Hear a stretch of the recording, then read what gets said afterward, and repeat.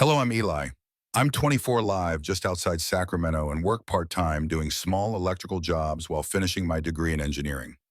I've been doing this for a couple of years now, ever since I started realizing I didn't want a regular office life like most of my classmates. This summer, I stayed around town instead of going home. Took on odd jobs for neighbors, family friends, anyone who needed something fixed. Wiring, lighting, small residential stuff. Nothing fancy, but it paid the bills, and I liked working with my hands. It's simple, honest. Most days I didn't miss the chaos of college life. That Tuesday started out like any other. I was halfway through organizing my toolbox when I got a text from Mrs. Carson, the mom of my best friend Noah. I'd known her since high school, had been in and out of their house for years. She was always kind, soft-spoken, rarely said much unless it mattered. She wrote, "Hi, Eli. Sorry to bother. Noah said you've gotten good with electrical stuff. The dryer's been tripping the breaker again. If you're around, would you mind taking a look?" It didn't feel like a big ask. I told her I'd be over in an hour. Her house was just like I remembered, two-story, pale green, with white trim, a little weathered, but well cared for, the kind of place where everything felt lived in, not worn out. When she opened the door, she gave me a familiar, quiet smile, the same kind I'd seen a dozen times over the years when dropping by to pick up Noah. "Hey, Eli," she said, "thanks for coming by." "No problem at all," I said, happy to help. She stepped back and opened the door wider. "Come on in." As I stepped inside, she glanced at me a bit more thoughtfully. "You're looking older," she said. "Grown into your face a little." I laughed. "I'll take that as a compliment." She smiled. "How's school and everything else?" "It's all right," I said. "Final year, just trying to keep my head on straight until May." "Still doing the electrical work?" "Yeah," I nodded. "Pays better than tutoring, and I actually enjoy it." She nodded once, not just polite acknowledgement, but the kind that meant she really heard it. "Good. I always liked that you were good with your hands. Quiet type, too. That's rare." Then, as if remembering why I was there, she turned slightly and gestured down the hall. "Basement's this way, panels to the right. The dryer's acting up." I followed her. The house smelled like fresh laundry and cedar clean, lived in familiar, the kind of silence that didn't feel accidental, like it had been chosen. The basement was finished but barely furnished, a couch pushed up against the wall, some boxes, a dusty lamp. The electrical panel was older than I liked but manageable. She stood by the stairs as I started checking breakers and inspecting connections. I could feel her eyes on me the entire time, just standing there, arms crossed, not saying anything. Not in a weird way, just watching, like she was thinking about something else, but needed to keep me in her frame to stay anchored. I focused on the panel, replaced a corroded breaker, checked voltage, tested the dryer outlet. Took me about 25 minutes total. She didn't move, not once. When I finished, I turned to her. "You should be good now. The dryer was overloading the line because of this old breaker. It was basically cooked." She looked at me for a second, then nodded slowly. "You're probably seeing someone, aren't you?" The question hit me sideways. I blinked. "Oh no, not anymore." She didn't react much, just a faint smile like she already knew. "Makes sense," she said, then turned, walked back upstairs. I followed, still unsure what that meant. At the door, she handed me a small envelope. I didn't open it, just felt the cash inside. "You did good work," she said. "Thanks, Eli." "No problem. Call me if anything else acts up." She didn't respond, just stood there. I nodded, stepped off the porch, and got in my truck. The whole way home, I kept replaying that moment, her voice, the look on her face. "You're probably seeing someone, aren't you?" It wasn't flirtatious. It wasn't awkward. It was something else, a soft, honest observation, like she was trying to understand something about me or maybe about herself. I don't know why, but I kept thinking about it and about her. It was 3 days later when my phone buzzed again. I was elbow deep in rewiring an older couple's kitchen across town and didn't recognize the number at first, but something told me to check it. The message was short, almost casual. "The backyard lights are acting strange again. If you're free, take a look." It was signed Claire. I read it twice. I wasn't sure I'd hear from her again. Most people thank you, pay, and move on. But Claire wasn't most people. She'd known me for years. I'd been in and out of that house 100 times growing up, but we'd never really talked, not like that afternoon. The way she watched me work that question, the way she said makes sense, like she'd known the answer before she asked. I finished up the job I was working on, texted her that I could come by after lunch. She replied within a minute, "I'll be home." When I pulled up to the house, it looked the same, but something about it felt different. Maybe because I was alone this time without Noah around. Maybe because I knew she'd be waiting. She met me at the side gate holding a mason jar of lemonade. Her hair was tied up messily, a few strands falling around her face. No shoes again. Just relaxed jeans and a loose t-shirt. "Hey," she said, handing me the drink. "Still hot out here." "Thanks," I said, taking a sip. "So what's the issue?" She led me to the far end of the yard where a line of pathway lights ran along the hedge. One of them was flickering like a dying firefly. The others were out. "This one's been twitchy since last night," she said, crouching nearby as I knelt to check the wiring. "Could be a transformer issue," I murmured, "or bad line insulation underground." "I'll need to dig a little," she nodded. "Whatever it is, no rush." She stayed nearby while I worked, sipping, her lemonade eyes drifting between the hedge and me. Unlike before, there wasn't that guarded distance in her body. She seemed more settled, still quiet but present. "You always work solo?" she asked eventually. "Most of the time," I said, glancing up. "Clients don't like paying for an extra set of hands when one gets it done." She smiled faintly. "Still sounds lonely." "It can be," I admitted, "but some quiet's good. Depends on the kind." She tilted her head at that, considering something. "I used to think that too." Then the quiet started echoing. I didn't know how to respond, so I kept busy, checked the junction, replaced a length of corroded wire. The work kept me grounded. After a while, she asked, "Still staying at your uncle's place this summer?" I nodded. "Yeah, until I find something more permanent after graduation." "Noah's out of town this week visiting his dad." She hummed softly. "Figured. The house feels different without him." When I stood to stretch, brushing dirt from my palms, she was looking at me. "You've changed," she said. I raised an eyebrow. "That bad?" She laughed. "No, just quieter, more centered. College does that to you," I said, only half joking. "Or maybe it was all the burnout professors." She handed me the lemonade again, and for a second, our fingers touched around the glass. Just a second, but long enough. We went back inside so I could wash up. Her kitchen was warm with the smell of cinnamon. "I baked banana bread," she said almost sheepishly. I smiled. "You knew I couldn't say no." We sat at the kitchen island like we had years ago when Noah and I would come back from school. But this wasn't the same. There was no Noah, no loud music upstairs, just us and soft jazz playing from a speaker tucked in the corner. "You like what you're doing?" she asked after a while. "Yeah," I said. "It's simple. Feels good to fix things." She looked at me and then away.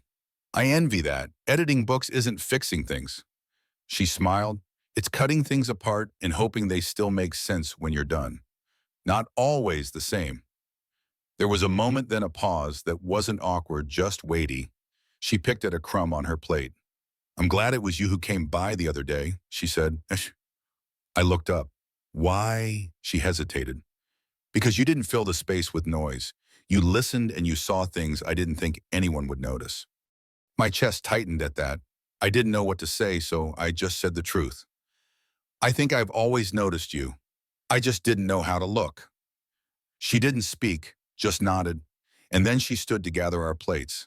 Before I left, she said, "I might need help with the garage light soon." "I'll be around," I replied.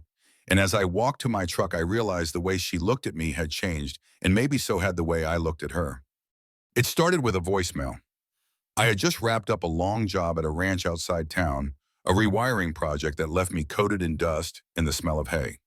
I was halfway through unloading my truck when I noticed the missed call. It was from Claire. She'd never called before, always just texted. Her voice when I played the message was calm, familiar in its steadiness, but softer than usual. "Hey, it's Claire. I was thinking if you're not working this Sunday, maybe you'd come by for lunch. Just a thank you, no pressure." I replayed it twice, then again. I didn't answer right away. I sat with it, Thought about the way she'd been during the last visit, the banana bread, the quiet glances, the way she looked at me just a little longer than she used to. We weren't strangers. She'd known me since high school, had watched me come and go from her kitchen more times than she could count. But back then, I was just Noah's friend, just a polite teenager who used her driveway as a basketball court. Now, though, there was a difference neither of us could deny. That Sunday, I put on a clean dark t-shirt, worn jeans, nothing that screamed occasion, but not just another job call outfit either.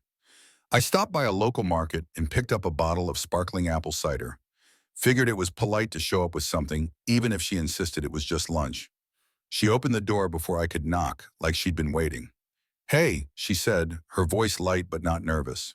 She wore a soft blue blouse tucked into white pants, hair tied up loosely, barefoot again. "You're early." Traffic was kinder than usual. I smiled. Didn't want to be late. She stepped aside. "Come on in." The house smelled like lemon and rosemary, something baked, something simmering. She gestured toward the back patio.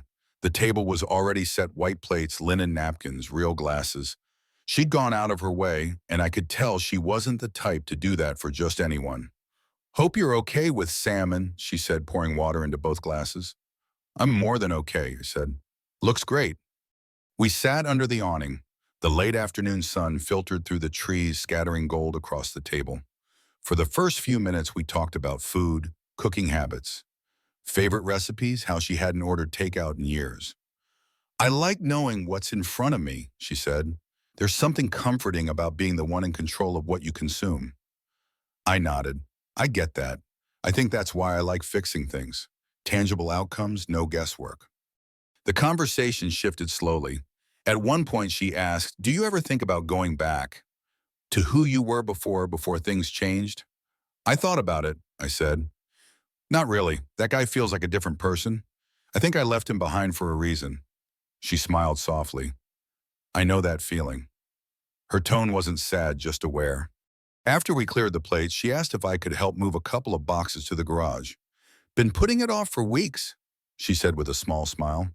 "Figured if I lured you with food, I could guilt you into helping." I followed her down the hall to the spare room. Two boxes sat in the corner, taped shut, dusty. "What's in them?" I asked. She looked at them like they'd been waiting too long. "Photos, some things I—" She didn't elaborate. I didn't push. I lifted one box, waited while she grabbed the other, and followed her to the garage. The space was clean, organized shelves lined with labeled bins and tools, a single workbench near the back. She pointed to a lower shelf. "Just over there." I set the box down, turned, and found her standing a few steps away, arms crossed. "I don't usually invite people over," she said. I nodded. "I figured. You're the first man to eat at that table since 2010. I didn't say anything, not out of discomfort, but because it felt important to let her say what she needed. I've had neighbors, family, some friends, but not like this. I took a careful step closer, not to cross a line, just to be present. "You don't owe me anything, Claire. Not lunch, not an explanation." "I know," she said. "That's why it mattered." Her gaze held mine, clear, tired, honest. I got used to the quiet. After a while, I started believing it was better that way. But then you started showing up. You didn't ask questions. You didn't crowd the silence. That's never been my style. That's why I noticed. We stood there in the stillness of the garage, two people who'd been circling something unnamed. I didn't reach for her, didn't move. But in that moment, it felt like the space between us wasn't quite as empty anymore. "I should probably head out," I said finally. "You don't have to." "I know," I said, "but I should." She walked me to the door. As I stepped onto the porch, she said softly, "The attic light's been acting up. Let me know if you ever feel like looking at it." I paused, turned back. "I'm around." She nodded once, didn't smile, didn't close the door. She just watched me walk away.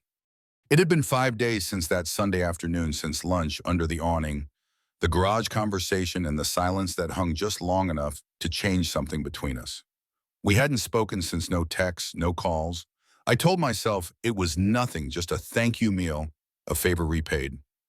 Claire had always been kind, like a second parent when we were kids, and maybe this was her way of keeping things even, but it hadn't felt even, not with the way she watched me as I left, not with the way her voice softened when she said I didn't have to go. That Thursday night, my phone buzzed. It was her. I made too much tea, if you're around. No emojis, no punctuation, just that. I didn't change clothes, didn't overthink it. I grabbed my keys and headed out. Her house looked like it always did, dim from the front, golden light glowing through the back window. When I stepped onto the porch, she opened the door before I could knock again, like she'd been listening for me. She didn't say hi, just stepped back to let me in. The house was warm, not from the air, but from her. The lights were low, one lamp on the counter, the kettle still steaming, two mugs set side by side. She wore a thick sweater, long sleeves pulled past her palms, and simple leggings, hair down slightly curled at the ends. No shoes. "You came," she said softly. "You asked," I said. She handed me the full mug without another word. The tea was chamomile, I think, or something close floral calming. She led me to the living room, the music playing low from the stereo with something instrumental, maybe piano. I didn't recognize it. She curled up in one corner of the couch, knees tucked under her. I sat at the other end, not too far, our knees close. We didn't speak at first, just drank, listened. After a few minutes, she looked over at me. "You remember that time you and Noah tried to rewire the old speaker system in the garage?" I laughed into my cup. "We nearly fried the breaker panel. You both smelled like melted plastic for a week." She smiled, then turned a little more serious. "But you were always the careful one, even back then." I shrugged. "Noah had the wild ideas. I just made sure we didn't die." "You still do that," she said. "You show 'em up. You don't talk over people, you fix things quietly." "I like when things work," I said. Her eyes met mine. "Most people don't bother." There was a long pause, then she asked, "You think this is weird?" I knew what she meant, not the tea, not the visit, this us sitting like this, talking like this. "I think it's unexpected," I said, "but not weird." She didn't look away. "You're Noah's age," his friend. "I shouldn't even be having tea with you like this." "You're not having tea with Noah's friend," I said, placing the mug down. "You're sitting with someone who's been in your life longer than you realized." That stopped her. I leaned slightly forward. "I'm not a kid anymore, and you're not someone I just would know through someone else. You're Claire, and this doesn't feel wrong." She looked at her hands, twisted the sleeve of her sweater in her fingers. "I got used to being invisible," she said. "After everything with my ex, after Noah moved out, the house got so quiet, people stopped coming around and I stopped expecting them to. I never stopped noticing you," I said, even when I didn't understand what I was feeling. She let out a breath, not a sigh, something softer. "You always had kind eyes," she whispered. "But tonight you're looking at me like you see something I forgot was there." I moved closer, just enough for her to feel it, but not enough to pressure.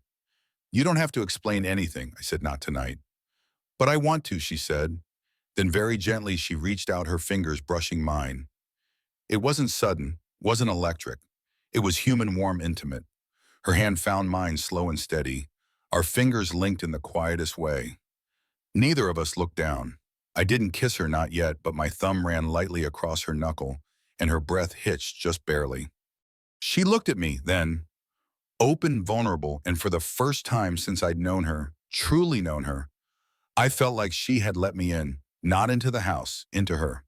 It had been 2 weeks since that night on the couch, since the tea, since the kiss that felt less like a spark and more like a return to something I didn't know I'd lost. Claire and I didn't text much. That wasn't how she communicated, but we saw each other briefly, quietly.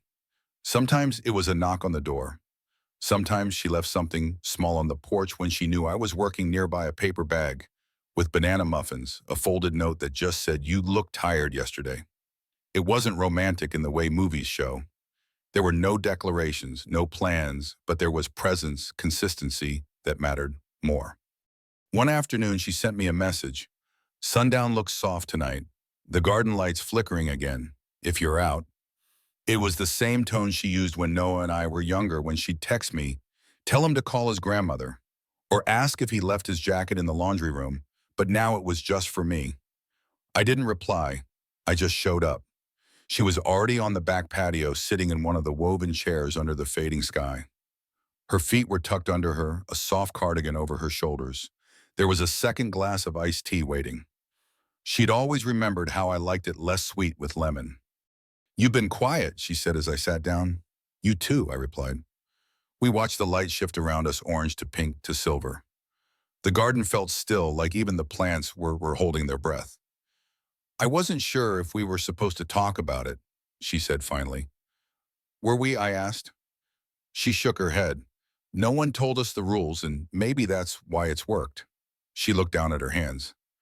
"I think part of me, but you've always been there," I said. "I just never looked the right way."